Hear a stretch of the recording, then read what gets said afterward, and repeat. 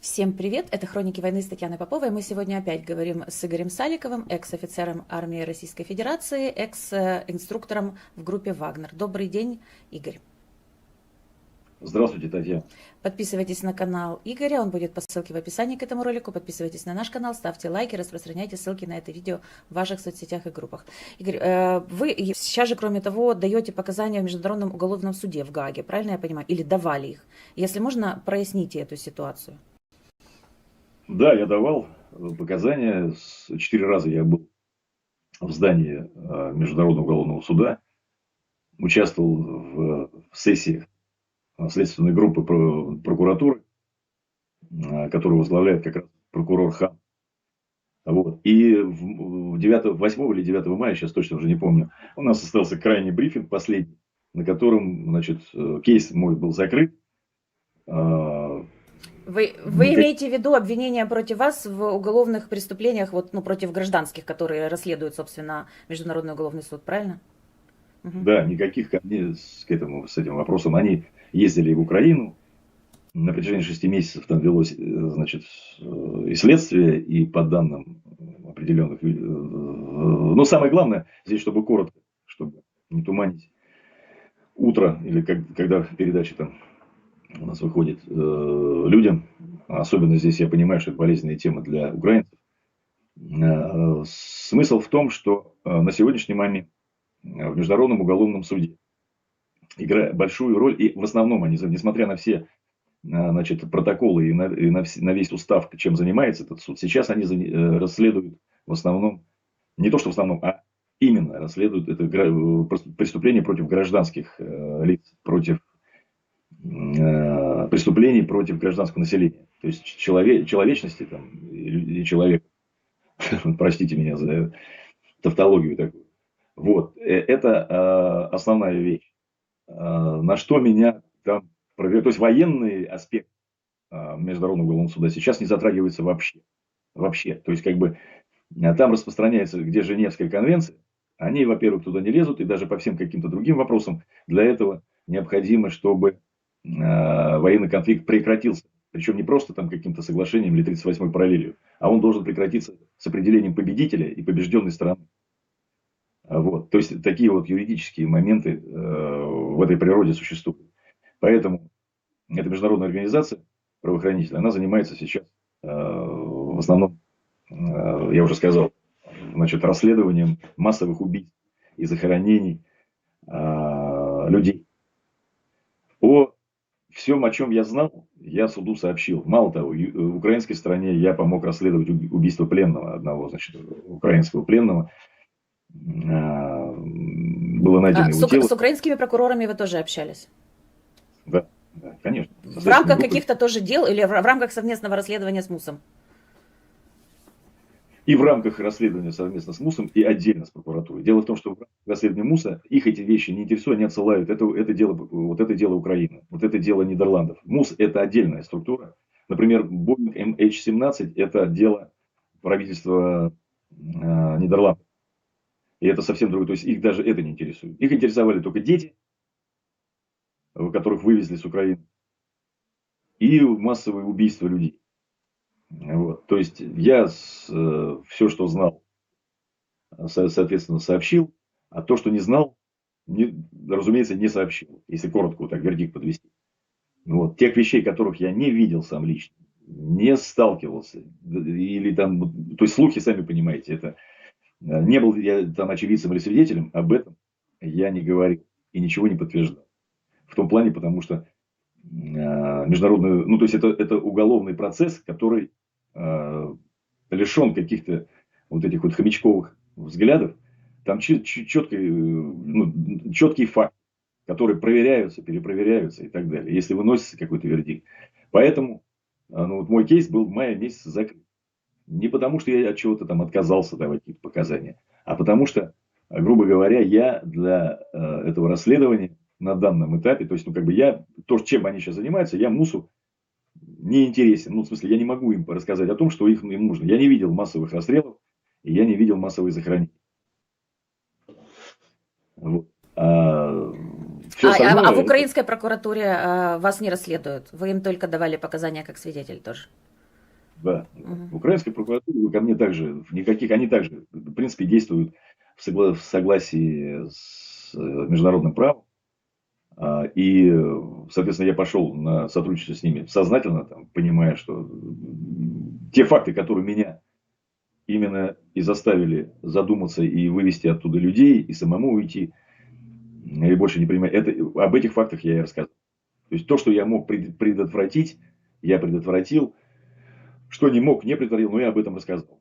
Это фактов не так много, но они сыграли, ну, они, по крайней мере, даже одного человека и его история вот гибели этого, значит, мужчины, который, значит, сражался там на дороге под Иваньково против наших колонн.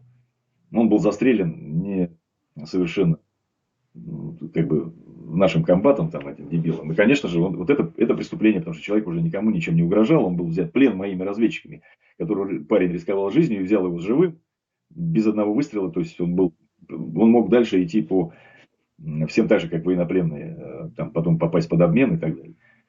Вот это преступление, да. И я о нем заявил, но это не входит в компетенцию МУСа, это расследование, значит, органов правопорядка, как они правильно называются, органов дознания. Судебных органов Украины, в том числе органов дознания, да. Да, да, совершенно верно. Вот. Оговаривать своих товарищей, придумывать что-то там и просто действовать в какой-то конъюнктуре никогда не делал и не буду никогда делать. То есть, да и это не, ну, то есть, как бы суду это и не нужно. Вот, собственно, все. А по поводу всех остальных, того же MH17, моих данных, которые знаю и так далее, это вообще, ну, как бы занимается здесь прокуратура Нидерландов. Вот. И вы там тоже давали показания? Я пока показаний не давал, но мы сотрудничаем. Мгм.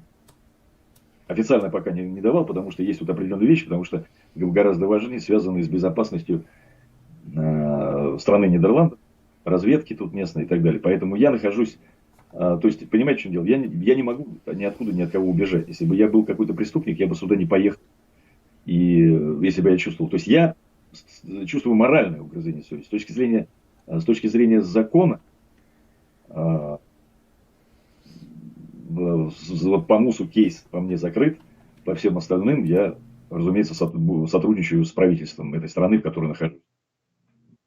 И какой вердикт они вынесут, и кто им там, что там. То есть это абсолютно правовое государство. И чем и отличается Европа, там, скажем так, от России. Здесь нет конъюнктуры.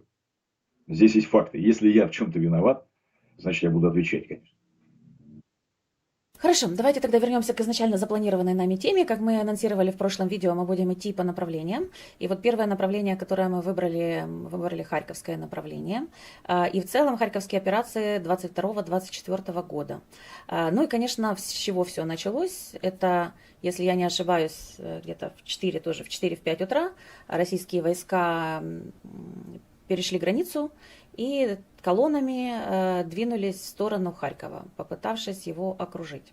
Битва за Харьков началась с перестрелок на российско-украинской границе на 3 направлениях к северу от города.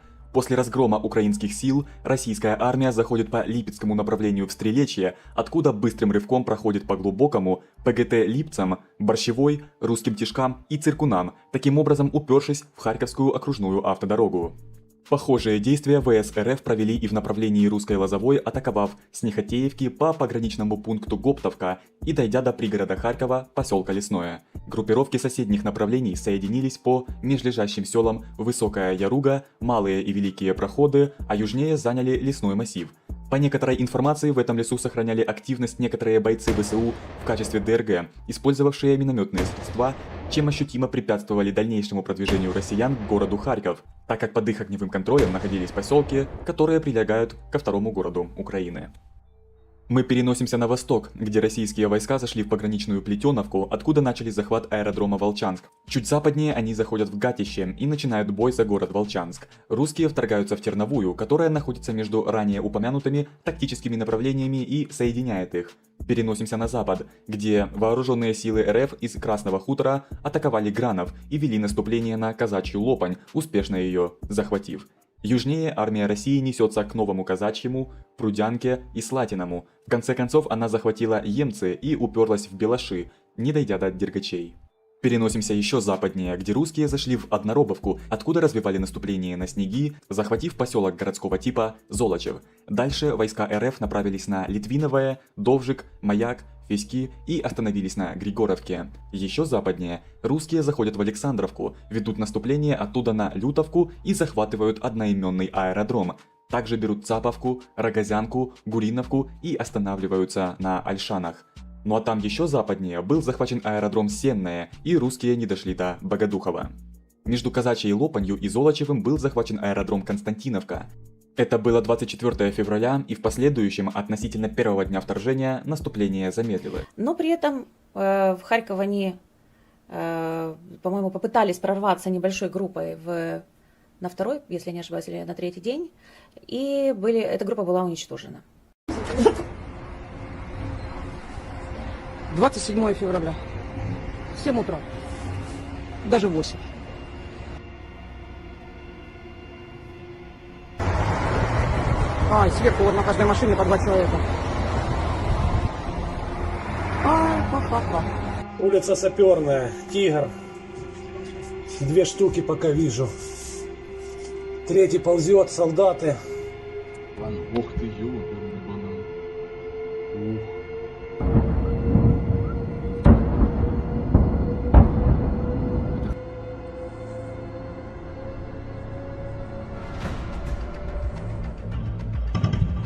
С тяжелого стреляют в сторону домов. С гранатомета сейчас еб...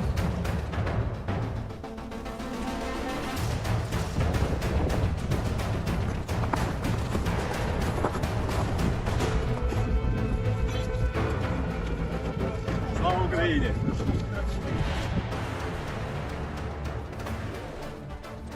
Вот так вот мы встречаем, сука, русский мир. И так будет с каждым... Сюда глаза завязать ему! И так будет с каждым, кто придет на нашу харьковскую землю. Кто по посаде? Ты кем работаешь? Пулеметчик. Какая задача была сюда прийти?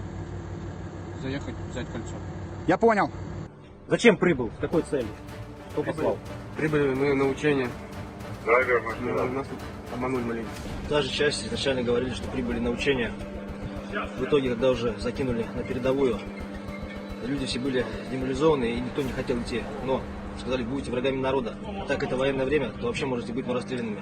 И нас стали закидывать как пушечное мясо. Хотя люди, все, по крайней мере, нашей части этой войны, но не хотят. Просто хотят домой, просто хотят мира.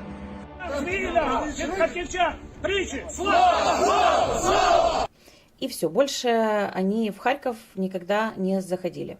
У меня, к сожалению, карта Deep State есть только с 3 апреля, но здесь видно, что было освобождено за предыдущие 2 недели, а это как раз то, куда дошли россияне. Вот, поэтому я буду выводить карту и просить ваших комментариев. Почему не удалась вот эта первая операция, так сказать, заскок в Харьков? Хотя он в 50 километрах от даже Белгорода, по-моему, даже не то, что граница, от Белгорода он в 50 километрах. Ну да. Ну, здесь, прошу прощения, здесь не только там, допустим, на мой взгляд, а это объективная вещь, российская армия при Шойгу готовилась, ну то есть ее боеспособность, здесь любому военному это понятно, ее боеспособность рассчитана на быстрые, почему вот эти 3 дня, там, 4 дня, 5 дней и так далее, все готовилось для быстрой победы. То есть для быстрого заскока, быстрого решения, там, смена. Такие вот как бы пражские события, как мы уже с вами обсуждали, дали такой сленг. Вот. А особенно послужил этому всему вывод этой вот грузинской войны 08 года. То есть там все получилось. Значит, грузинская армия дрогнула, пошла там. Хотя 58-я армия, там столько глупостей. То есть, как бы анализируя все вот эти действия, что там было, это полная там жопа, но это получилось. И вот это сыграло злую шутку во всей этой теме. И когда пришел Шойгу, а тут вообще такой чувак, пиарщик, там, очковтиратель, там, и так далее. Самое главное, бабосики, там, правильно, красивая картинка, там, и так далее. И решили, что чего-то подмарафетим, что-то там тут заклеим, там, тут подмажем, тут новую форму оденем, там, дадим вот эти вот фанфары, обязательно начистим трубы.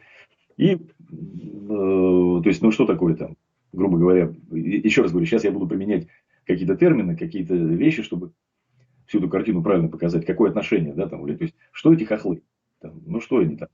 Ну, уж это все каждый зритель видит с наших каналов, с российских, с этих соловьевских там и скобеевских вещей. Ну, что там, Симоньян это там.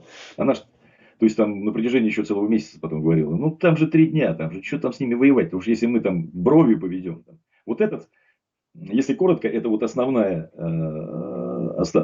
такой нарратив нашей армии, который думал, что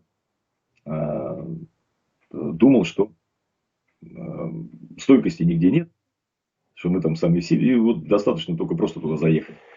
Вот она была готова воевать за 3 дня, а когда за 3 дня вам не нужно ни логистики, ни, значит, хорошего управления, хорошей связи. То есть подразделения могут действовать по пакетам, скажем так. То, что получили задачи, так и действует. Изменение плана какого-то, а ведь это, понимаете, даже если там у вас несколько подразделений, там несколько батальонов тактических групп или там вот эти все вещи, это достаточно сложный механизм управления.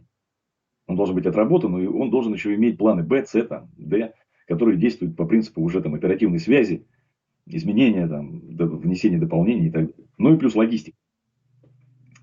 А это все не предусматривалось, не бралось, потому что, ну, опять же, такое пражские события. Там, 3 дня. За 3 дня мы все решим. Ну, 5 хрен с ним. Вот. Плюс еще какая причина? Недостаточно сил и средств. И силы и средства эти разрозненные абсолютно. Они набраны с разных там сборные соля. То есть это не слаженные какие-то коллективы, которые вместе где-то работали. Вот. И, соответственно, вот как я от своего товарища получал информацию, опять же, то, что вот получил, мы разговаривали, потому что я не был сам там. Но схема та же, что и под Киевом. Вся так же была схема. Вот это вот, значит, спецназ 2-й бригады, группа спецназа, которая должна была заскочить, они стали заскакивать в город, потому что включился грозненский вариант. То есть подошли на технике, а технику стали сжечь. Сыграл большую роль, что джавелины были, да, и украинцы стали бить. По данным, по которым я человек послал, он сказал, набили больше 100 танков, там, ну, бронетехники на подходе.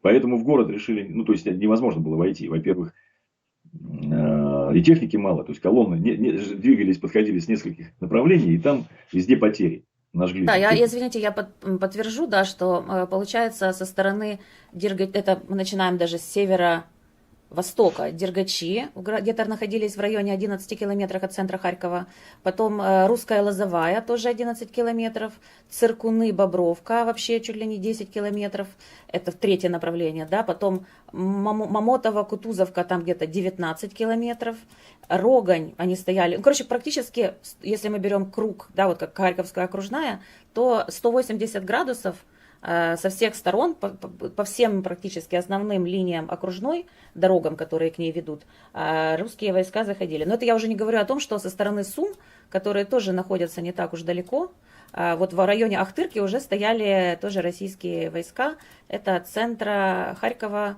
94 километра. То есть как бы и на востоке тоже были российские войска. Харьков был окружен больше, чем на 180%. Продолжайте. Ну да, то есть подтащить, подвести, да, все-таки группировка, она хоть и разрознена, она была и силы средств, может быть, не хватило там для дальнейших действий, а так для вот первого удара она была достаточно так насыщена. То есть это 1-я танковая армия, там, по-моему, значит, 2-я МСД, потом 20-я общевойсковая армия. И, опять же, это не полностью, а отдельные подразделения. Иной раз в неполном составе, там, в составе там, батальона, если шел, так он был в составе, там, скажем, одной роты. То есть литер его присутствовало, но это не значит, что это там был батальон. Вот его дополняли. В основном действие было сводными группами. Извините, я добавлю, что вот если над Киевом было 2 вот этих лагеря, да, о котором мы говорили, Вепры и Дублин, то над Харьковом, получается, ну или вокруг Харькова было 5 таких лагерей. Один был под Белгородом, назывался Веселая Лопань, второй был чуть-чуть восточнее Белгорода, назывался Космодемьяновка, Казинка, и 2 лагеря рядом, назывался Потоловка и Потоловка-2. 5 лагерей вместо 2 на Киев. То есть здесь была все-таки группировка больше. Да. Вот. И, ну, вообще, как бы харьковское направление, оно перспективно, да, оно решало во многом. Киев это больше политический на тот момент играл, потому что флаг над правительственными зданиями в Киеве, он, разумеется, должен был подкрепиться Черниговым, Сумами и Харьковом особенно. Вот, и тогда развитие наступления с востока пошло бы совсем по-другому. Да? Там группировка могла оказаться в окружении, которое под Славянском. Вот эта вот бахмутская, значит, изюмская операция могла завершиться тогда успехом наступательной, как и планировали. Думали, что так. Вот. Но мы знаем, что это не вышло. И действия в Харькове были, в принципе, аналогичны действиям в Киеве. Просто не смогли зайти на технике. Принято было решение, все, ладно, хорош. Значит, пользуясь преимуществом в ствольной артиллерии и самолет, авиацию в воздухе, бомбить, значит, город. И под этой бомбежкой, значит, заходит туда спецназ, который должен был встретиться с партизанами там местными вашими, которые были на нашей стороне. То есть поддержку этой группе должны были оказать местные жители. Это вот те, которые заходили, да, которые зашли в Харьков. А почему же этих партизанов не оказалось на месте? Ну, по одним данным, что их уничтожил тероборона, Омега у вас такое было там подразделение. Вот. Они как раз принимали участие тоже вместе с спецназом, по-моему, МВД спецназ ваш там был. Вот. Они как раз принимали участие в ликвидации его и спецназа нашего вот этого главного управления, ну, 2-й бригады. И там к ним на помощь еще должны были потом, в резерве была одна из групп «Редут», также, которая под ведомство «Редут» подходила, но они туда не смогли подойти. То есть, соответственно, они вышли. Я их историю не знаю, но потерь вроде у них нет, значит, они просто не смогли пройти. Может, и были какие-то, но я с человеком вот из этой группы разговаривал. И они оттуда вынуждены были отступить, ушли, прорваться, и в поддержку они не смогли. Вот. А то, что не встретили партизаны, они были размотаны. То есть, я не знаю, уничтожены, не уничтожены, но они были... То есть, они, видимо, труханули, и они в этом участвуют. Скорее всего, так было. У меня данных нет. Но либо они были уничтожены где-то на подходе, либо они попали в какое-то боестолкновение и отступили, ушли. И, соответственно, не поддержали. Они же там в школе, их загнали в школу, и они в школе несли оборону. Да, мы покажем это видео. Харьков, улица Шевченко. Вот здесь 27 февраля, прямо на этом месте, была сожжена колонна бронемашин «Тигр» из состава 2-й бригады спецназ ВС РФ. 27 февраля их остановили бойцы на блокпосту. По ним открыли огонь. Все это произошло именно тут. 3 сожженных машины. 2 целых «Тигра» наши затрофеяли.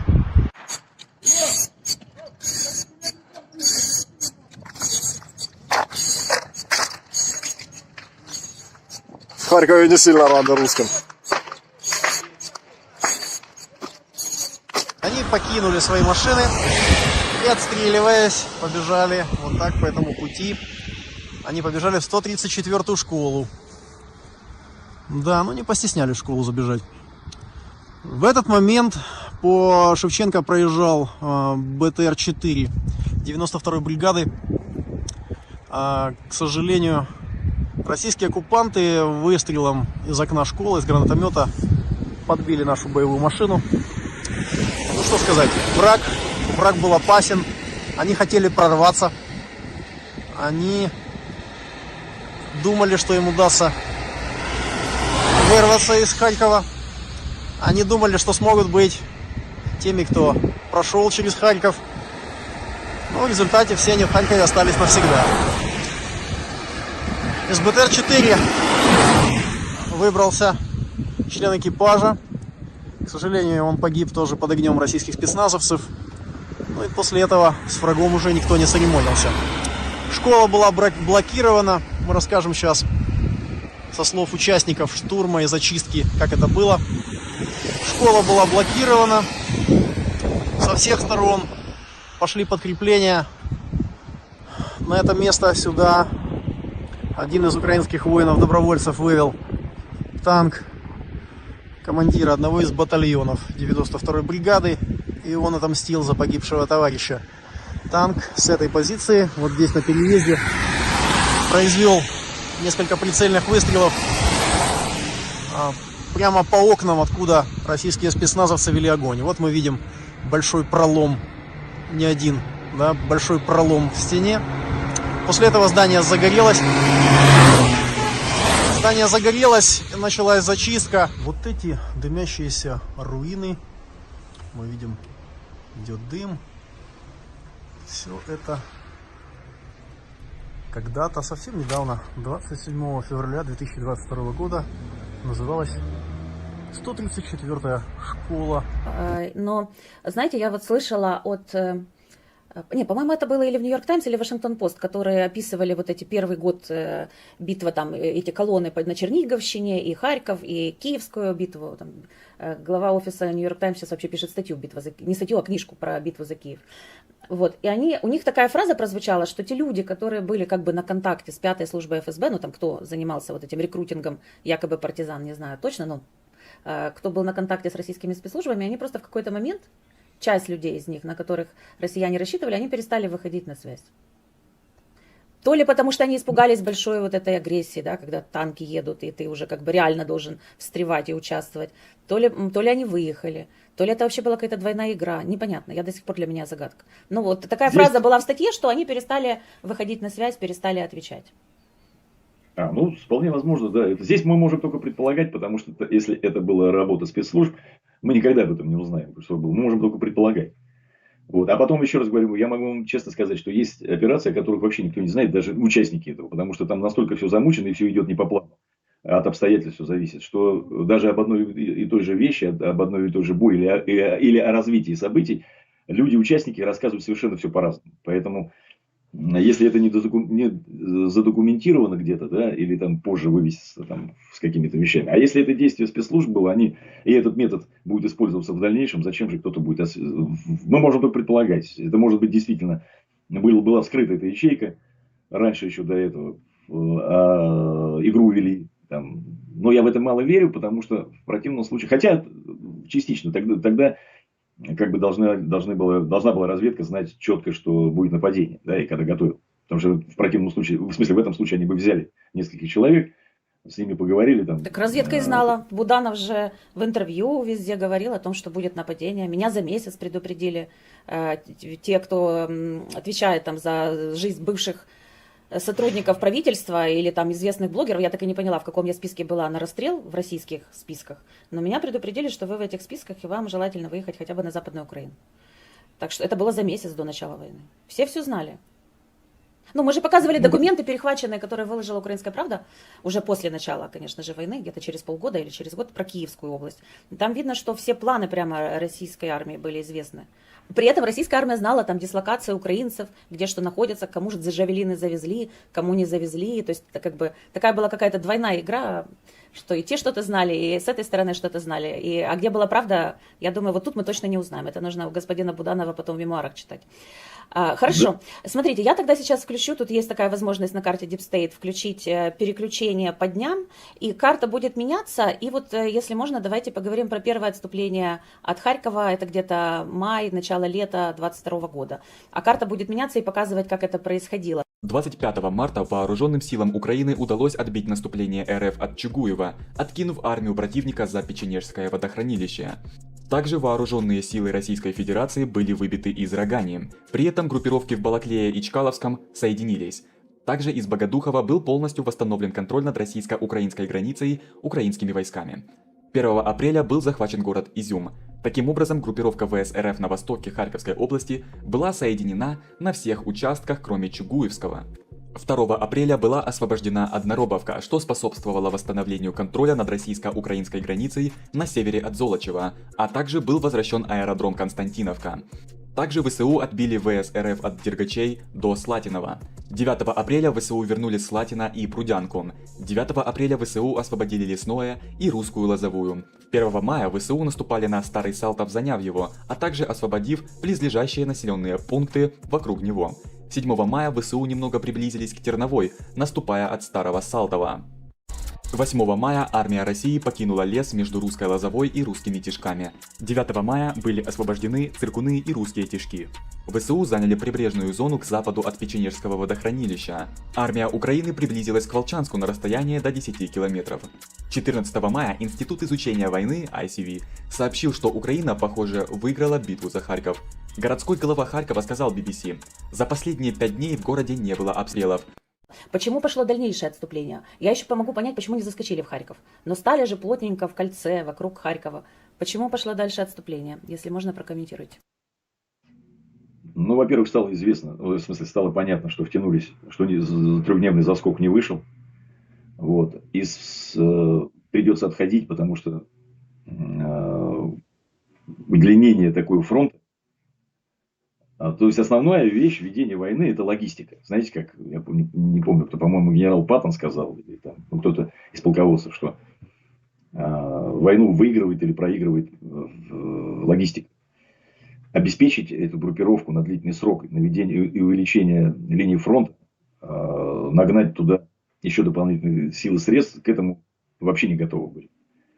Вот. Преимущества где-то какие-то были, там, в огневых средствах, соответственно, да, артиллерия, там, ствольная, реактивная, там, воздух, еще что-то, но не в живой силе, не в обеспечении этой живой силы, не в морально-волевых качествах, потому что одно дело, когда вы идете в поход на 2-3 дня, да, там взяли с собой минимальное количество, а там вдруг выясняете, что вам надо там выживать несколько месяцев. Еще вокруг тигры, там, и вас все время пытаются съесть и убить. Вот. И оказаться там в окружении, в оперативном, это был бы провал вообще всего. Поэтому было принято решение о том, что выходить с этого участка, а сосредоточиться силой и ударить с Изюмского направления. То есть сохранить, то есть четко выстроить фронт и оттуда находить. То есть вот эти вот поднятия флагов не вышли. Рассчитывали, что задача у этого спецназа была это поднять на правительственное здание. СБУ они также должны были захватывать. Тут как мы в Киеве, они должны были это делать в Харькове. Это раз не вышло, переиграли это быстро на коленке. Причем плана такого не было.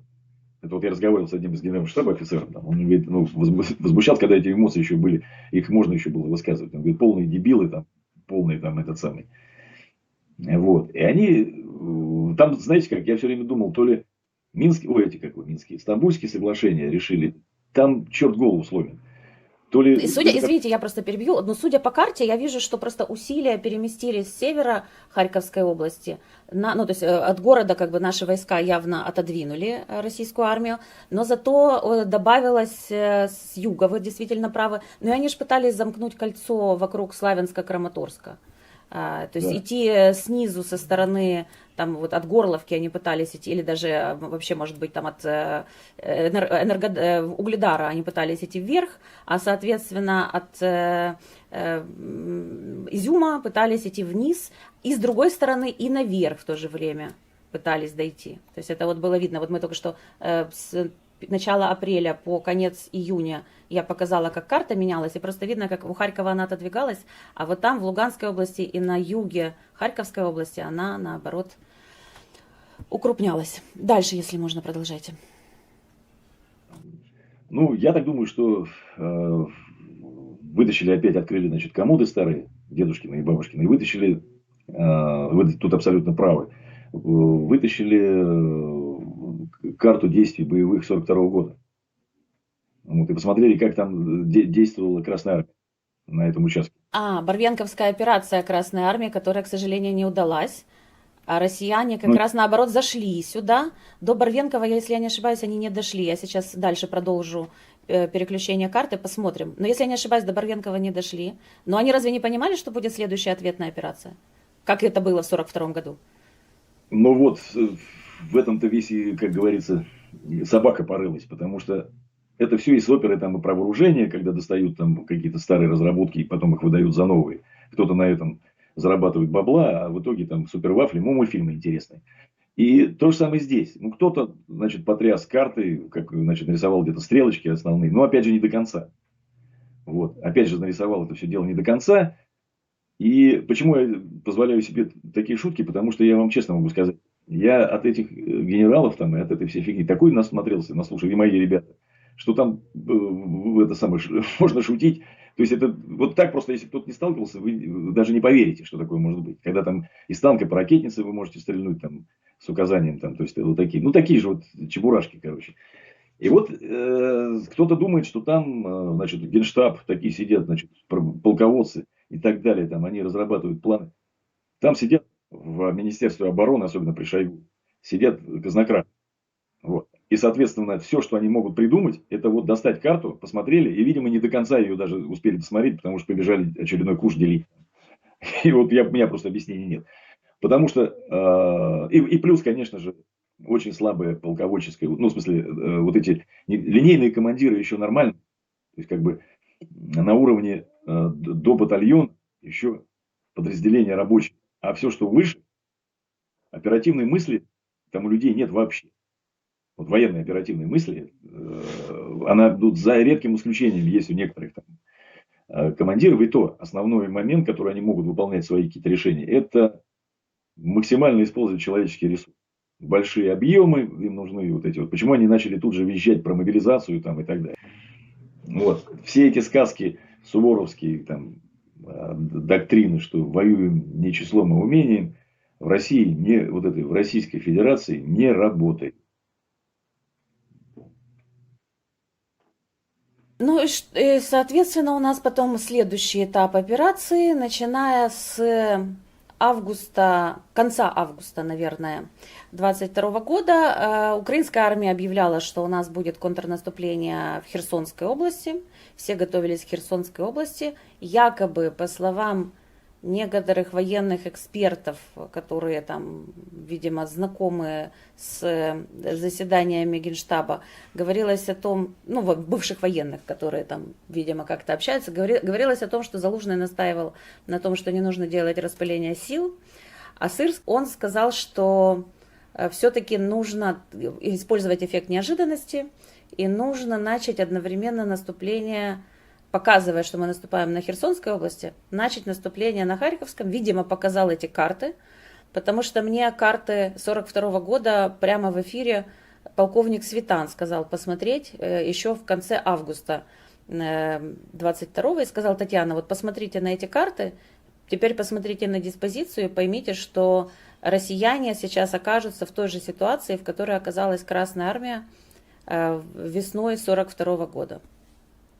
И вот дальше таким образом шла операция, включая, значит, сначала прорыв через Балаклею на Купянск. Там ситуация в ВСУ применили тактику ту же, что а наши сделали те же ошибки. То есть то, что сделали и немцы, контрудар разрезали. Значит, там только вот этот вот населенный пункт на Б, как его. Они с севера и юга его. Балаклея?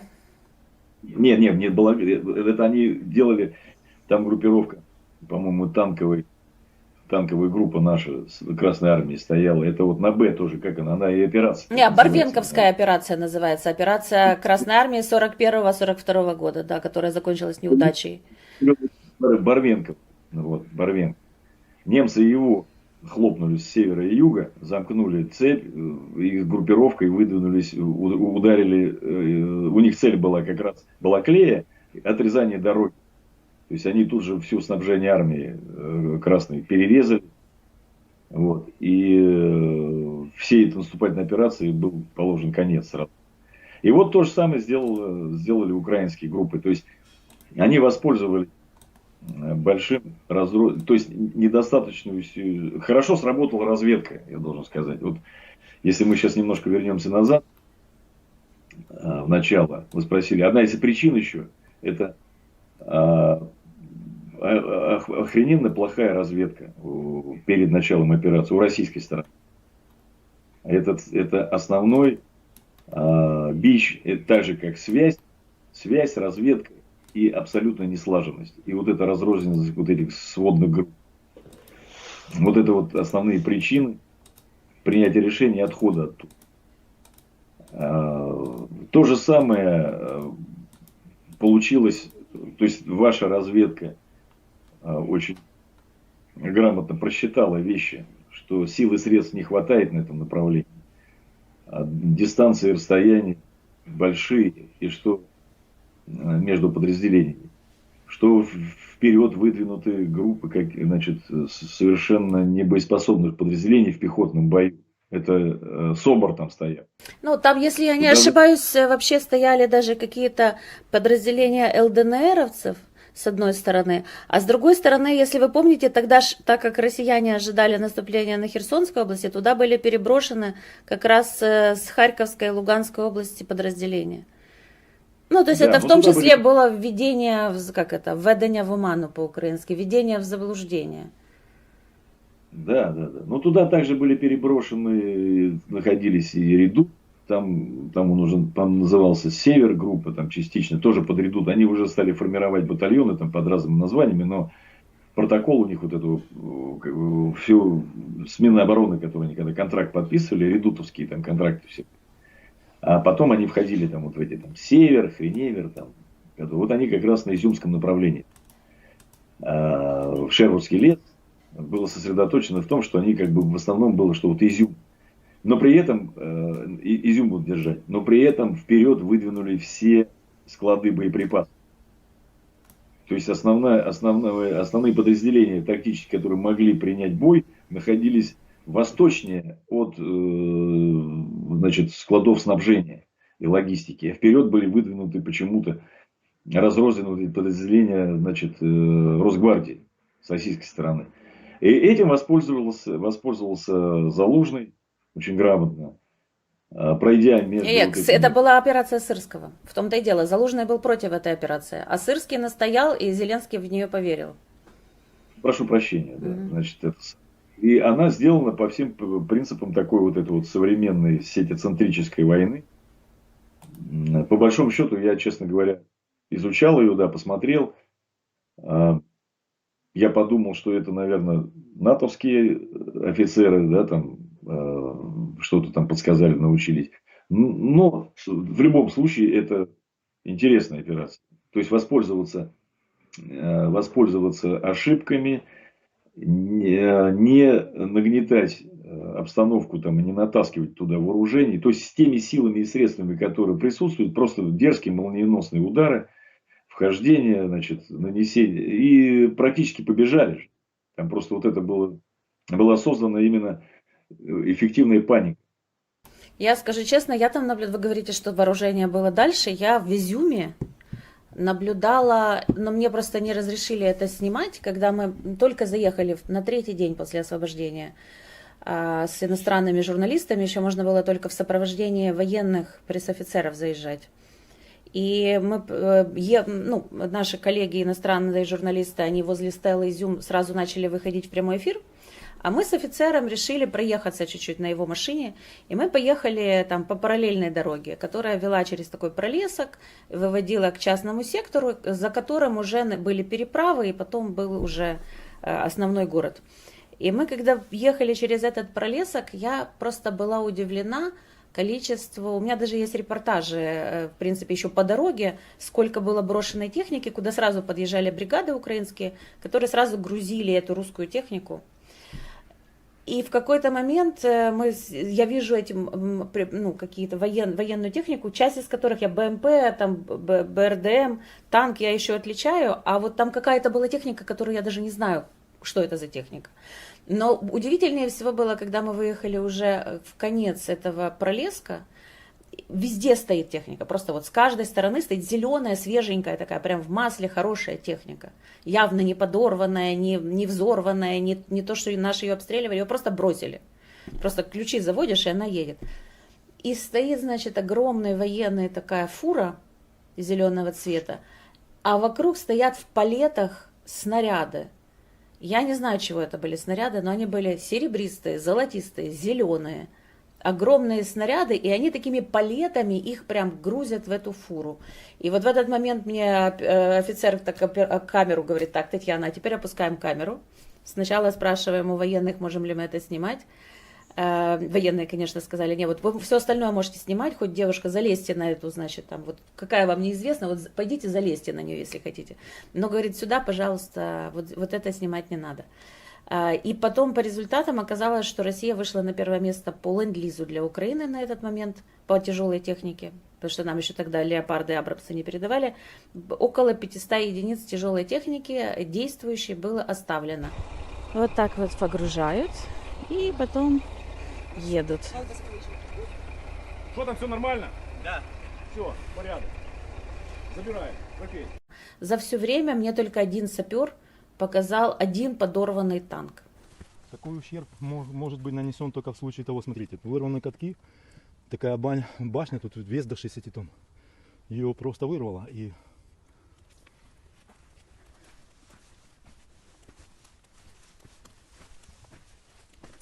Вот в этих коробках находятся вот эти пластинки, что я вам показывал. я поняла, активная Называется активная броня.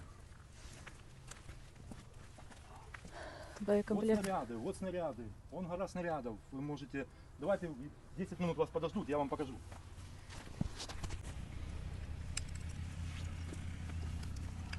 Потом вот эта фишка отскакивает, он выкидывает вот эти крылья.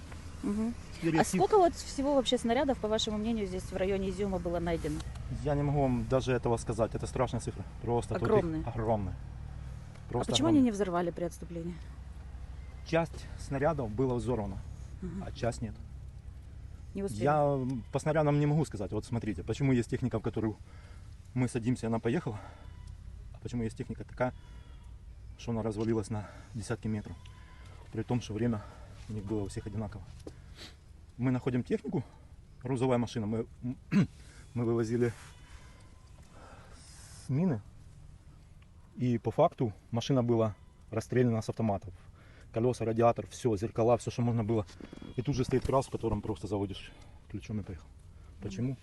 Видно от командира подразделения, может быть, вы поняли, от насколько сбитые пацаны, которые знают, что, ну вы же поняли, с той стороны не только узбеки какие-то.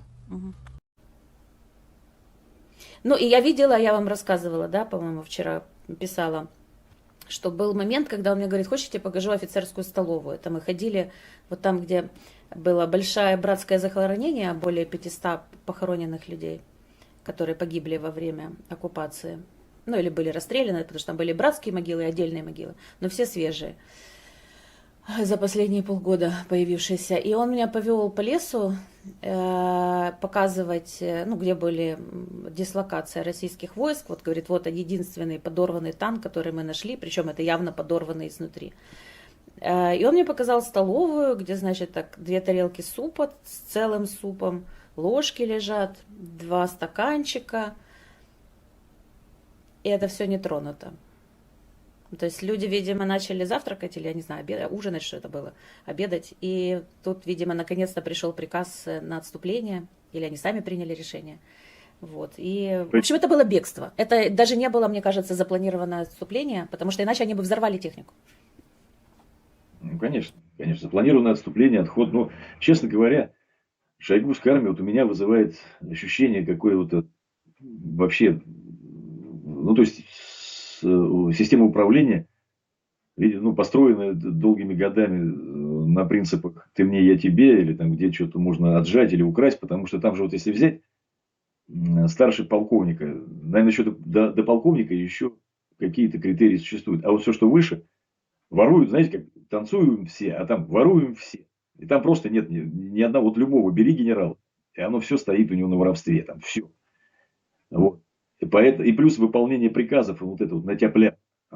И даже дальше спускаться, значит, по вот этой иерархической лестнице вниз. Люди же в эту армию за эти все годы шли не воевать. Вот чем ее отличие от советской армии. Советская армия, там, холодная война была, да, там были, я сейчас ее не идеализирую, но это была боеспособная. Потому что армия может быть либо боеспособной, либо не боеспособной. Частично боеспособная, это все бред какой-то. То же самое, так же, как женщина не может быть немножко беременной. Она либо беременная, либо нет. Вот. И причина вот вся в этом. И отдавание, и там даже приказа не поступило. Это было бегство, совершенно верно. Потому что я знаю просто по участникам тех событий, которые отходили, в том числе раненые из госпиталей, которые лежали в ПМП, там вот этих, там, у меня там знакомый лежал. Они все выбирались оттуда сами.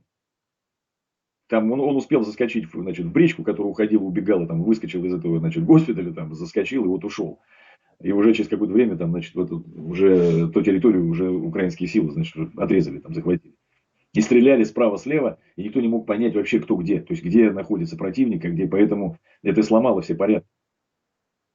Вот. И поэтому все принимали решение на отход самостоятельно.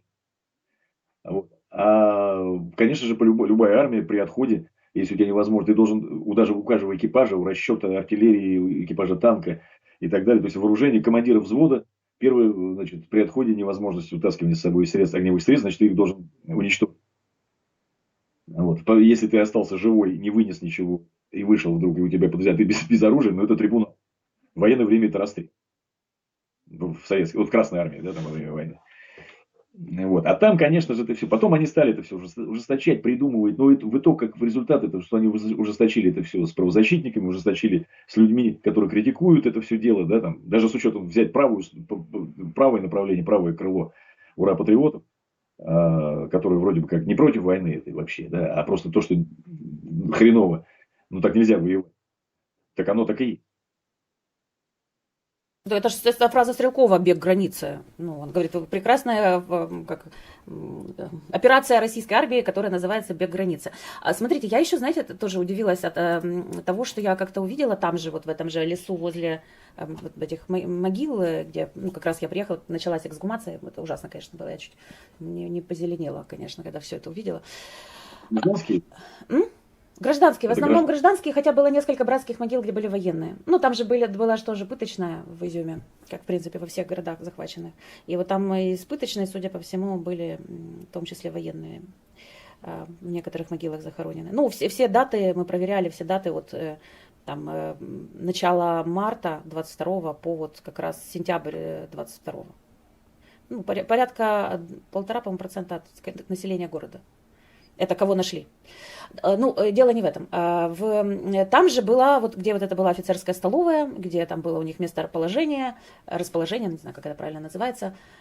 Там было еще место, куда меня тоже привел сапер и говорит, а теперь хочешь, вот, ну, типа, знаешь, говорит, у нас карты, ну, и показывает у нас вот эти карты, знаете, на планшетах, крапива называется. Не знаю, видели вы или нет, но как бы это система, которую один мой знакомый, который раньше... Сейчас вроде я слышал, что теперь на американские какие-то перешли, а у вас крапива была. Крапива, не, она и есть, это для вот артиллеристов. Но на самом деле, мне кажется, это все равно на долларские деньги сделанный проект. И он вообще был не от Министерства обороны. Мой товарищ, я говорю, который раньше в Ernst & Young работал вообще, вот он занялся в каком-то году от армии СОС разработкой этого приложения, и до войны за несколько лет они его сделали. И там карты наводятся, можно скачивать карты, можно подключаться, ты знаешь, где кто расположен, куда нужно стрелять, там расчеты для артиллеристов сразу проводятся, и ты четко знаешь, куда стрелять. Вот, и он мне говорит, а показать тебе аналог типа у русских, как это происходит. Он мне приводит. И там, значит, такая пушка. На пушке выложена карта Харьковской области из веток. Вот. И он говорит, вот типа, вот это карты. Я говорю, а в чем проблема? Ну, я не знаю, бумажные или там хотя бы бумажные. В чем проблема, ну, вообще, конечно, сделать планшеты. Но Украина же гораздо более бедная страна, чем Россия. Неужели трудно было подготовиться к войне? Даже не мы ее начали. Это же как бы российская армия ее начала. И при этом люди должны были выкладывать карту Харьковской области палками. А да, что это такое? Почему так? Я не удивлен, это вообще, конечно, анекдот, вот это все. Но то, что я подтверждаю, что, во-первых, просто обычная простая карта, это такой дефицит. То есть вынуждены были сами. То есть, во-первых, вот этот сейчас они закон же приняли. Катаполов там его озвучивал. За смартфоны там на фронте, типа того, сажать на 10 суток там, и так далее. На самом деле, запрещение смартфонов это давно уже. То есть, изначально, с самого начала. Но дело в том, что это просто стали люди игнорировать, докупать, что-то сдают, я имею в виду бойцы там, и офицеры. Потому что каким образом вообще ориентироваться? Вы можете представить разведподразделение, которое закидывается, там оно идет, а ты не знаешь, где ты находишься. И у тебя нет ни карт, тебе не вручили. Тебе там показали где-то одну карту там, на 3 батальона. Даже сделать, склеить с интернета, хрен бы с ним там даже военный, хоть хотя бы приблизительный, да, там 25-ки там, или полтинники скачать там, и склеить. И вот такая карта склеенная висела в штабе северной группировки, которую там вот из листов А4, то есть как бы в интернете, значит, наши продвинутые пользователи компьютеров что-то там в штабе, когда установили всю эту оргтехнику, напечатали и склеили скотчем. И вот эта карта. То есть никаких военных карт там и так далее. И при этом никаких современных средств, которые заявлены там на всяких этих выставках, там элементы синтетической войны, что там у каждого бойца там отделение, взвод, рота, батальон, там у него там связь, значит, идет командное управление, он видит там, кто где находится, очертания и схемы его местоположения, все это шляпа. И вот вы здесь можно, знаете, как такой вот тезис подвести. А на самом деле это вот эта вот хорошая вещь из палок, из веток, Вот, это уже как бы, вот русская смекалка. Вот, и разница здесь, конечно, я тоже ее замечал. Украинская армия пытается воевать уже с современными методами, много изучает и обучает, и восприняла от американской армии, от армии НАТО. То есть воевать, щадя солдат, личный состав. Вот. А на то должны быть определенные огневые средства, специальные средства и так далее. Не все получается. В данном случае я понимаю, почему. Просто не хватает этого всего. Самое главное вооружение. Ну и преимущество, конечно, в определенных вещах у армии РФ было. Но им не смогли правильно воспользоваться. Сама процедура, если можно так назвать, затяжки войны, это уже проигрыш был. То есть, в принципе, Путин-то уже проиграл войну. То есть, она дальше ее, даже при любом раскладе, что дальше-то будет, вот каким способом он ходит. Поэтому у него действительно, то есть, если Блицкриг не получился, все вот это вот не имеет никакого значения. Это даже, предположим, такую вещь, что он захватит там еще что-то там, ну разрушит. А как это удержать-то? Ведь потом, когда этот каток начнет откатывать назад, он же, во-первых, русский народ ввел в такое страшное заблуждение, да, вот эту вражду. И самое главное, что в катастрофу. Слушайте, а у меня вот до того, как то, что он русский народ ввел в заблуждение, вот я не понимаю российских солдат, которые, значит, стоят на какой-то опушке, никому неизвестного Изюма, наверное, до этого в России. И они, значит, в 21 веке должны решать, ну, чуть ли не бежать на велосипедах в женском платье, побросав всю технику, так еще и карту выкладывать из, извините, говна и веток, чтобы понять вообще, где они находятся и куда им бежать. Они вообще, зачем они, ну, как бы, мне кажется, если ты ввязываешься в какую-то авантюру, ты должен быть уверен в своих там, что начальство не полные идиоты, что там тебя не подведут непосредственные командиры, что рядом с тобой люди, которые тебя не предадут. Зачем иначе ввязываться в это? Ну вот эта мысль не посещает людей? Вот они же там на месте, в самом месиве. Кого-то посещает. Ну, здесь нужно, знаете, как в основу посмотреть. Во-первых, уровень IQ военнослужащих, вообще, ну, я сейчас беру там рядовой состав, сержантский, очень низок сейчас. То есть, если мы берем, у меня есть возможность сравнить советскую армию, да, там, и вот эту РФовскую. Вот. В советской армии люди были все практически со средним или со среднетехническим образованием. То есть, люди, значит, понимали, о чем идет. Сам процесс обучения шел намного, ну, то есть, как бы эффективнее. Да? Люди, помимо всего прочего, были и политически подкованы, как бы, школой и так далее. Как ни крути, это была очень хорошая советская практика, да, и советская система, которая создала. Поэтому, и плюс, обучение солдата шло 6 месяцев. Можете представить, что он 6 месяцев изучал конкретно.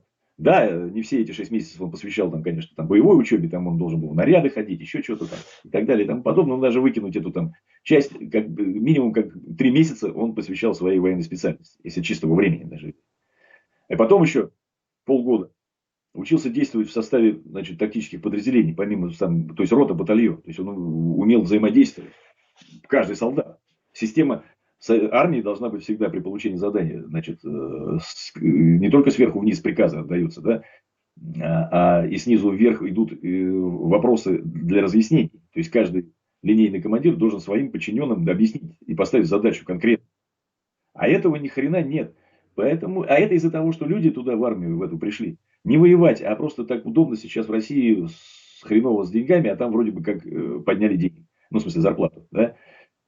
А чего бы ни хрена не делая, ходишь там, живешь, плюс еще тебе такой какой-то сертификат могут дать, если ты там 5 лет выдержишь, там, просиди вот в этой вот шляпе. И основной контингент, который туда пошел, туда же не пошли люди, которые, понимаете, то есть это люди, которые не удались, они не смогли создать семью, там, к примеру, нормальную, не смогли бизнеса где-то. То есть это такой запасной вариант сработал. То есть туда пошли отсиживаться, получать какие-то бабки там и потом какой-то. На гражданке надо все-таки рисковать, работать, а там действительно все урезали. А здесь пришел, в носу ковыряешься, там службу отстоял, да и хрен бы с ним. Значит, обмундирование выдали, какие-то там что-то делаешь. А уровень этих людей, уровень полезности практически нулевой. То есть, когда придет время Че, вы знаете, там, что когда, значит, стали формировать там УРБ и на войну даже в ту же Сирию там их посылать, например, в 106-й дивизии, так половина контрактников тут же свалила. То есть как, ну, одно дело сидеть там и ездить домой каждые выходные, там, да, и жить в общежитии, там, ну и какие-то перспективы рассматривать. А тут вдруг я на войну, откуда там 200-х везут. Там. Вот. И то же самое здесь сыграло, поэтому кто поумнее, кто смог из этого всего там вылезти, они вылезли или где-то пристроились. Вот. Повоевать за 3 дня, это да. Это были готовы, потому что там пиар, вот это все, там, мы на войне были, там себе галочку поставить, ну как бы нужно же все-таки.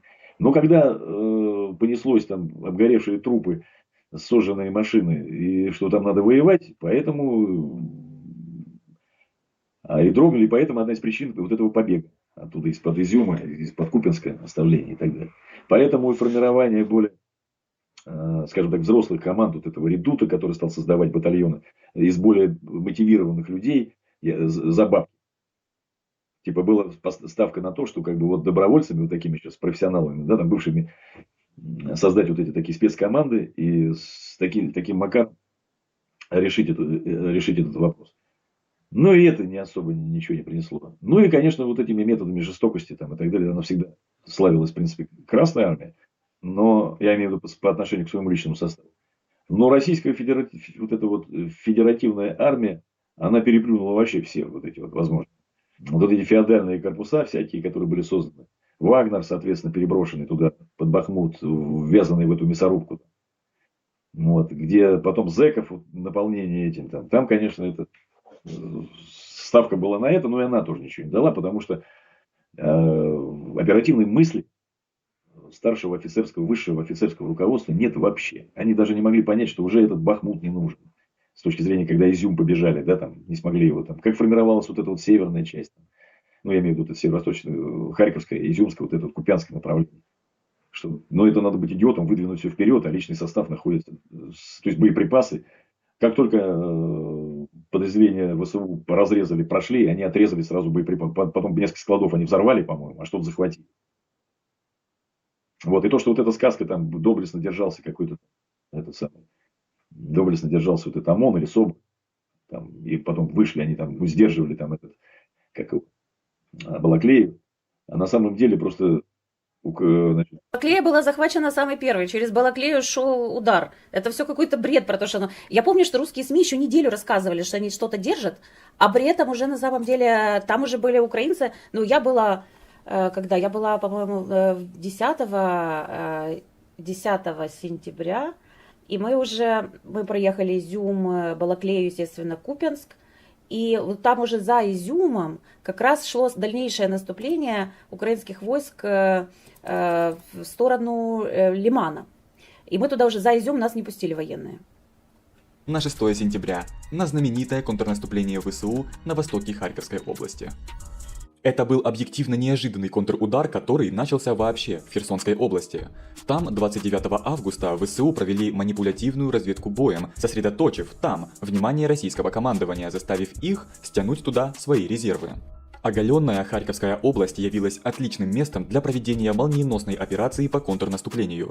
Сконцентрировав необходимые силы к северу от Балаклеи Харьковской области, украинские войска перешли в наступление по направлениям Балаклея-Купянск. Начало боев. 6 сентября. Около 14:00 украинские силы выдвинулись в сторону Балаклеи, согласно российским данным, в авангарде с танковым кулаком, состоящим из 15-17 танков при поддержке спецназа. Одновременно с этим 103-я и 113-я бригады территориальной обороны Украины выдвинулись в сторону Чкаловска. На подтвержденных видеозаписях была запечатлена украинская пехота, проверяющая трупы российских солдат в Вербовке. Российские войска подорвали неуточненные мосты в окрестностях Балаклеи к востоку от города с целью предотвратить дальнейшее продвижение украинских войск. На опубликованных фотографиях был запечатлен разрушенный мост через реку Средняя Балаклейка. Российские войска покинули блокпосты, расположенные в 6 километрах к западу от Балаклеи. Российские военные блогеры заявляли, что вокруг Балаклеи идут тяжелые бои. 7 сентября. Украинские силы на юго-востоке Харьковской области продвинулись по меньшей мере на 20 километров вглубь удерживаемой Россией территории в восточной части Харьковской области в сторону Купянска и Изюма, отвоевав около 400 квадратных километров территорий. Российские источники заявляли, что украинские войска продвинулись на юго-восток по трассам М-03 и Н-26 в сторону Изюма и Купянска соответственно. Российские источники заявляли о том, что украинские войска пытаются продвинуться к Савинцам. ВСУ с помощью химарсов активно бьют по российской армии в Изюме и Купянске. 8 сентября. Украинская наступательная группировка разделилась на юго-восточное и северо-восточное направления. Силы северо-восточного направления на легкой бронированной технике направились в Купянск. Вооруженные силы Украины возвращают контроль над Балаклеей, первым городом, освобожденным ВСУ с начала войны.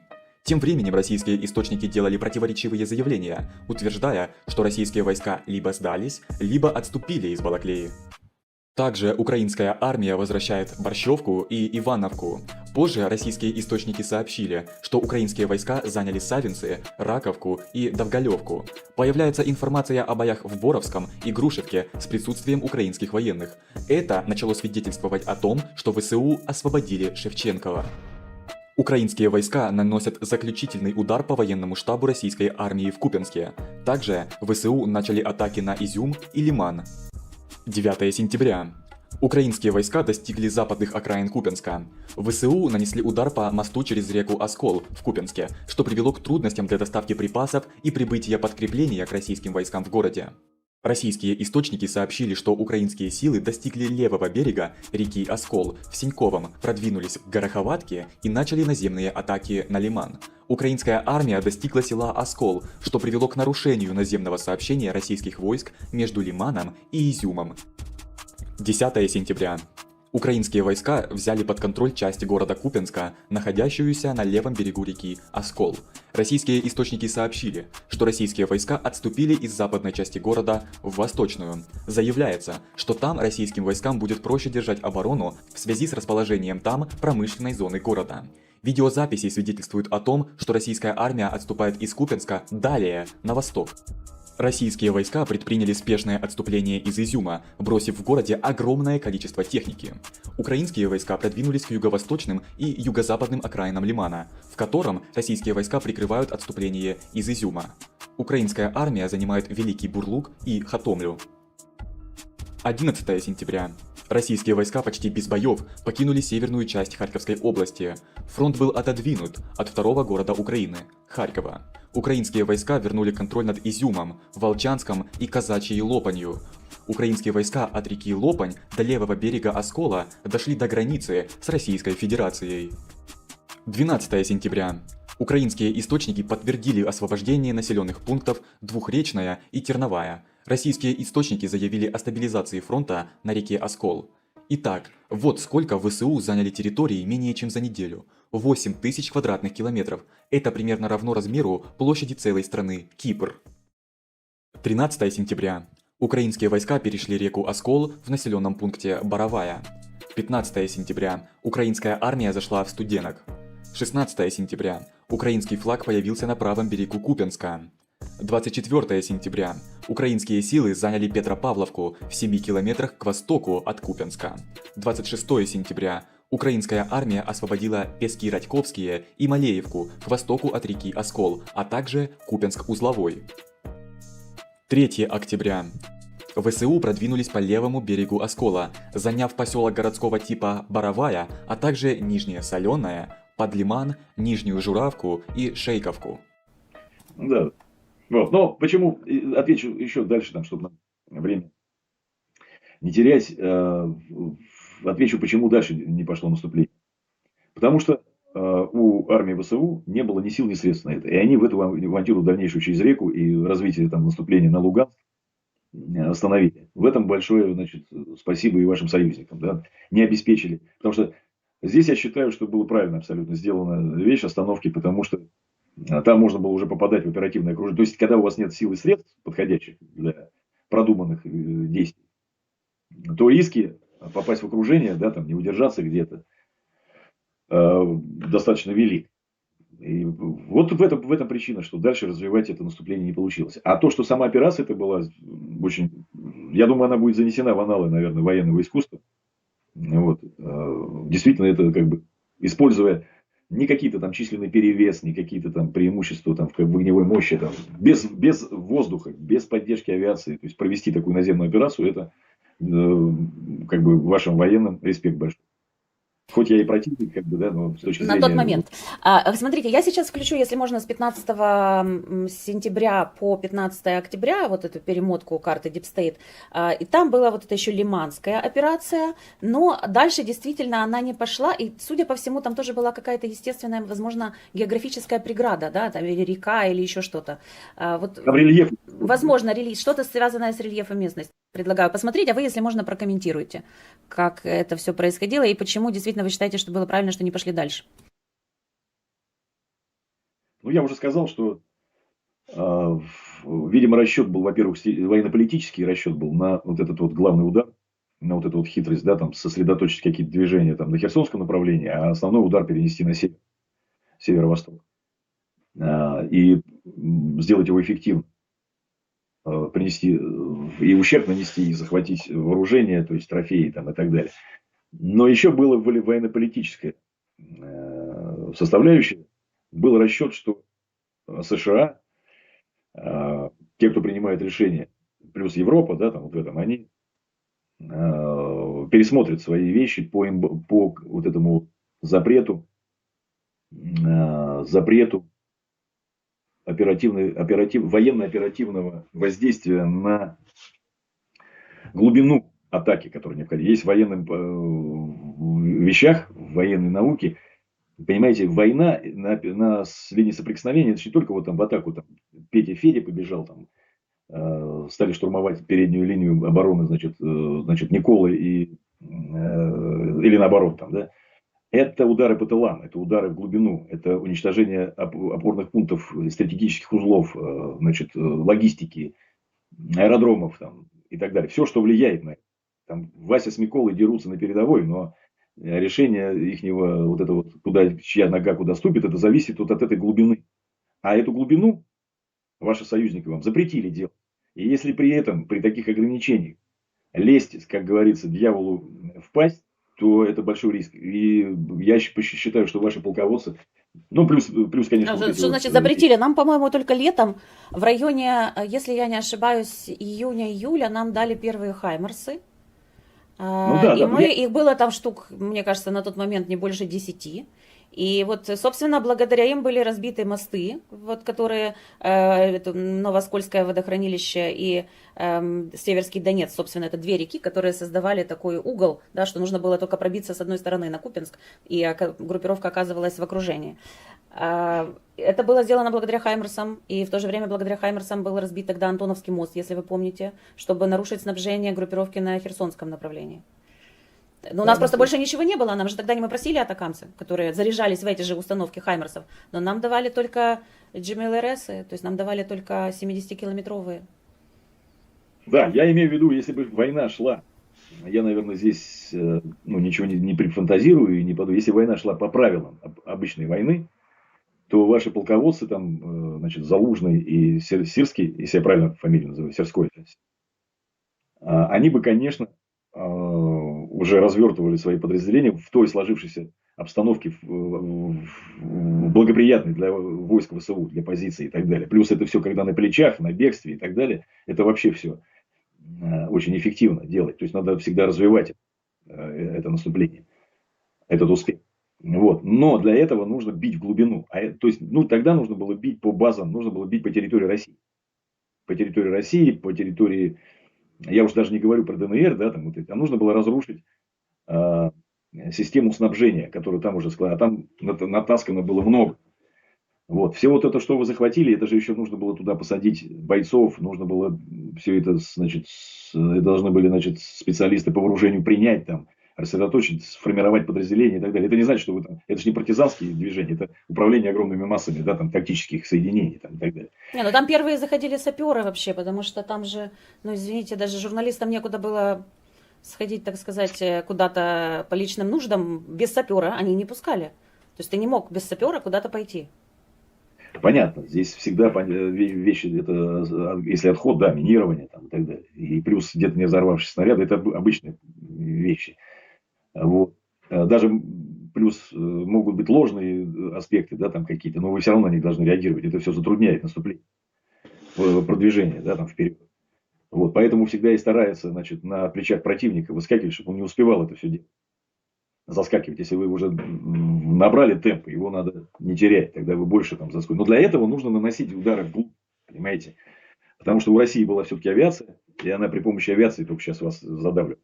Морального духа там какого-то волевого в солдатах нет.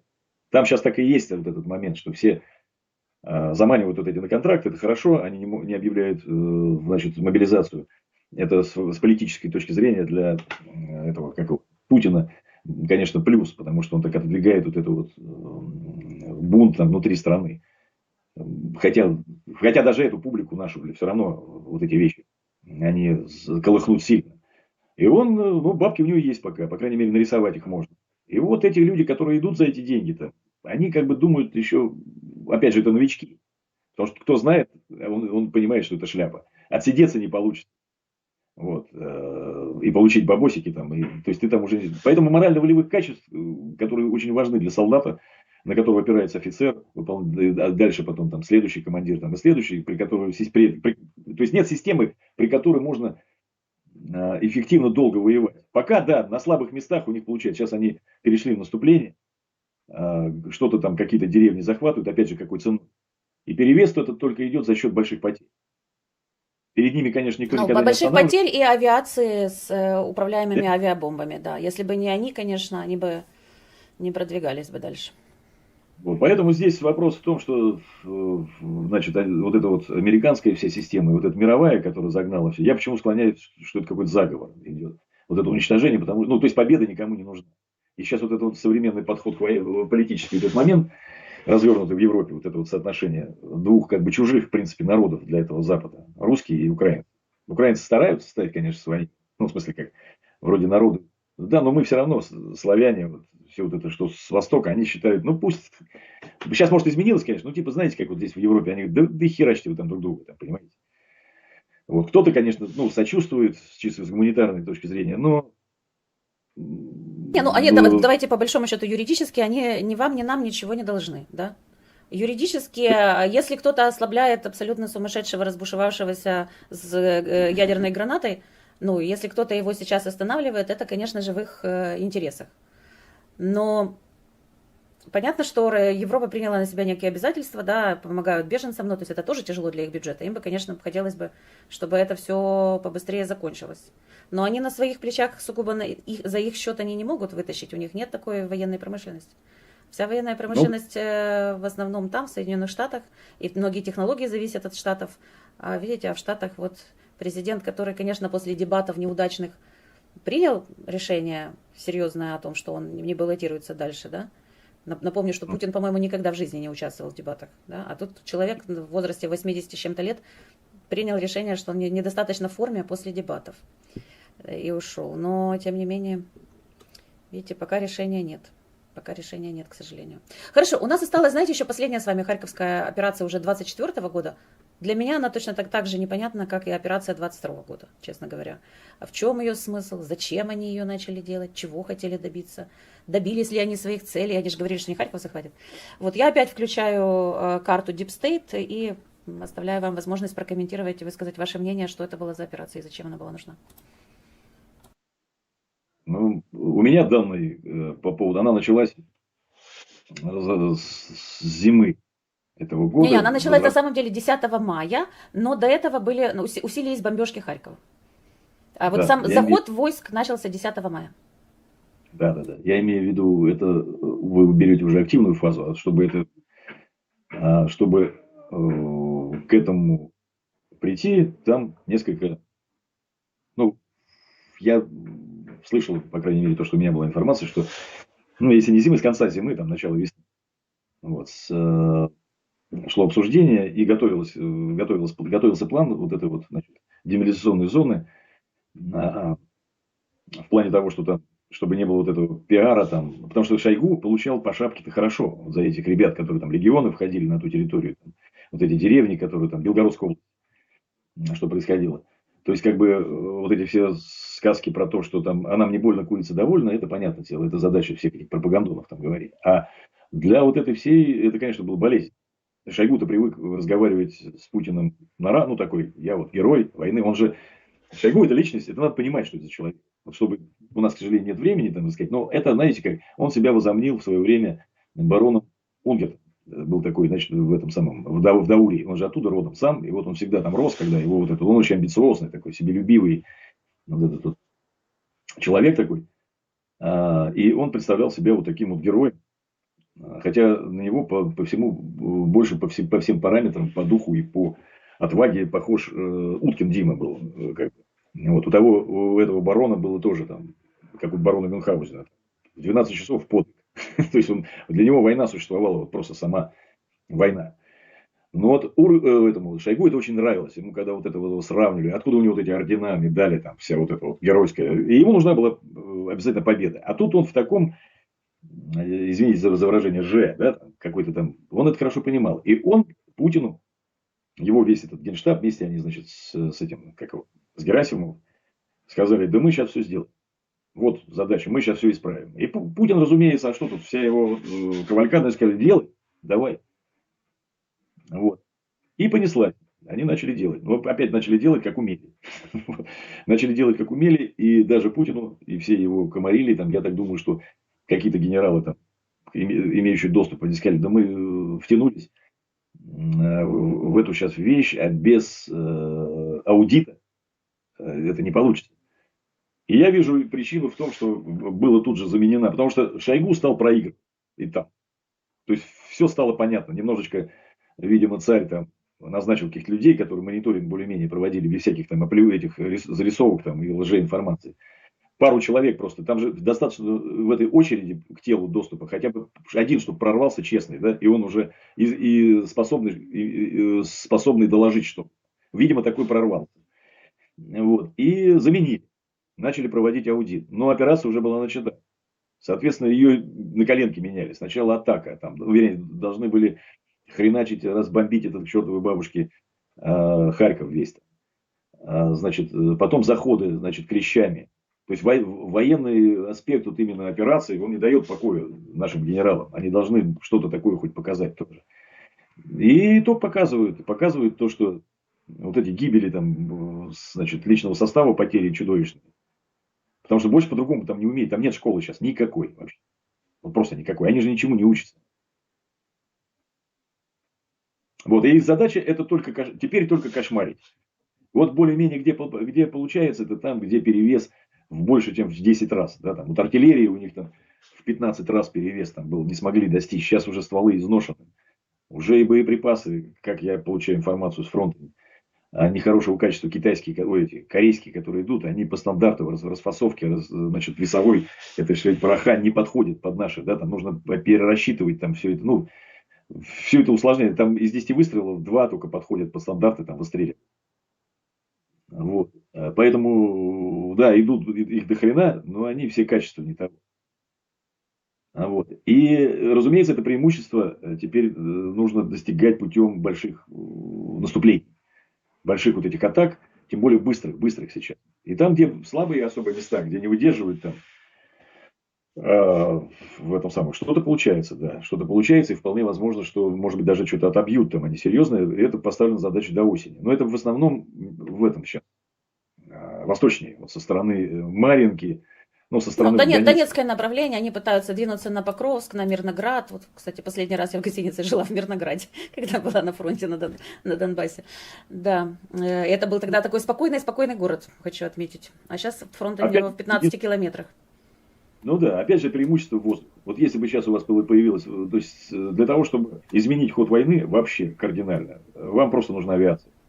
Это, ну, то есть я не знаю, это из утопии какой-то, что можно проводить наступательные операции в современной войне без поддержки авиации. Даже немцы, вот этот прорыв на Мелитополь в 40 каком году, я не помню, в 42-м тоже году, они делали, там было сразу же форсирование Днепра и авиация при полном господстве в воздухе. Как можно было ожидать, что это будет удачное контрнаступление без авиации? Для меня большая загадка, честно говоря. И я могу сказать, что почему именно перелом в войне Великой Отечественной произошел именно, по большому счету, это 43-й год. В 43-м году Красная Армия имела, то есть господство в воздухе. Просто господство. То есть перелом у Вермахта и у Люфтваффе потерпела вот из-за этого. То есть как бы соколы Геринга в этот момент уступили. То есть и по численности, Их много и погибло, и они вынуждены были перебрасывать эскадрильи на Западный фронт, на юг, то есть в Италию. Там, Да, но там, просто не надо забывать, что Советский Союз был уже по счету там 25-й страной, которую они захватили. То есть им пришлось и там в Африке, Да. и в Западной Европе, и в Южной Европе, и потом зачем-то пойти, ну, судя по официальной информации, из-за кавказских нефтяных месторождений, ему нужно было нефть, и он пошел на Советский Союз. Иран, Ирак, туда выходить, там, как бы у них пересмотрелся план, они даже, Москва им не так столь нужна была. Вот. То есть, если битву за Кавказ бы они выиграли, да, то есть, они могли, здесь уже у них была возможность манипулировать этими всеми вещами, изменять планы там, и так далее. Вот. Но факт, что они проиграли войну в воздухе, то есть по численности, и все вот эти сказки, что по поводу, многие люди у нас, конечно, вот эти тушканчики, они насмотрятся вот этих вот пропагандистских вещей. Если брать тогда, если бы не поддержка союзников, американцев, количество самолетов, количество любой техники всегда играет роль. Всегда. Даже не столько, особенно в той войне, качество понятно, да, но количество. Те же Т-34 обыграли Тигры, да, там, и Пантеры, потому что они в количестве превосходили. Это в первую очередь основной момент, что танк этот легко ремонтировался и быстро из заводов ставились в строй. И он всегда, то есть, если вы будете иметь один танк на фронте, а против вас будет батальон, пускай чуть-чуть похуже танков, но вы все равно проиграете. Вот, поэтому количество всегда играет. Оно переходит в качество. Поэтому без того, чтобы, значит, ВВС Красной Армии, то есть без момента того, чтобы он был насыщен всем, и самолетами, и экипажами летчиков, которые, кстати, и в Америке обучались многие воздушному бою, там, потому что США это испокон веков страна летчиков. Я вот просто могу прочитать, это из Википедии, из статьи: самолеты в Ленд-Лизе, поставки из США 11 400 самолетов, поставки из Британии 7000 самолетов. Производство Да. СССР, ну это какие-то и разные, я так понимаю, самолеты, в том числе очень простые, но тем не менее. Производство СССР, якобы 125 тысяч самолетов, я, правда, в эту цифру не очень верю, но тем не менее. Бронетехника, танки, САУ, БТР, 12 тысяч из США, 6,5 тысяч из Великобритании. Автомобили, 427 тысяч из США, 5 тысяч из Великобритании. Локомотивы 1977 из США, 4 из Великобритании. Мотоциклы 35 тысяч из США, 1700 из Великобритании. Ну о чем можно говорить? А у нас тут где-то якобы летают, по данным российских телеграм-каналах, там 5 или 10 F-16, якобы они залетают куда-то и потом улетают в Румынию. Вот, ну, последнее, что я читала. Я не знаю, насколько это правда. Я вижу иногда в небе какие-то самолеты, но я не понимаю, что это за самолеты, которые над нами тут летают. Ну, это явно наши самолеты, просто от чего они производства, я не понимаю. И все, да? А тут 11 400 самолетов из США и 7 тысяч из Великобритании. Ну, о чем мы говорим? Да. Поэтому без воздуха, без самолетов, без штурмовой, значит, фронтовой авиации невозможно ничего сделать. Просто какой бы ты полководец не был, как бы ты там не изгалялся, да, какими-то хитрыми приемами и так далее. То есть война это не специальная операция. То есть вот эти, когда фронтовые. Тут нужны все виды вооружений, все рода войск должны быть задействованы. И авиация здесь играет очень... Да, без пехотинца не захватываются, там какие-то чисто земля. Вот, но всю подготовку это делает даже не артиллерия, а воздух, авиация. Чем и пользуется сейчас Россия. Ну, посмотрим, будем надеяться, как сказал генерал Ходжес у меня в интервью на прошлой неделе, что будем надеяться, что после выборов ситуация с поставками значительно улучшится. Не знаю, что имел в виду генерал Ходжес, не понимаю даже, честно говоря, за кого он обычно голосует, но, тем не менее, будем на это надеяться. Спасибо вам большое, Игорь. Напоминаю, что мы говорили с Игорем Саликовым, экс-офицером армии Российской Федерации, экс-инструктором Вагнера, который вот закончил уже давать показания в Гааге, в Международном уголовном суде. Подписывайтесь на канал Игоря, подписывайтесь на наш канал, ставьте лайки, распространяйте ссылки на это видео в ваших соцсетях и группах. Увидимся завтра. Игорь, большое спасибо, как всегда было интересно. Спасибо вам тоже, Татьяна, спасибо за приглашение и победы. Да, спасибо.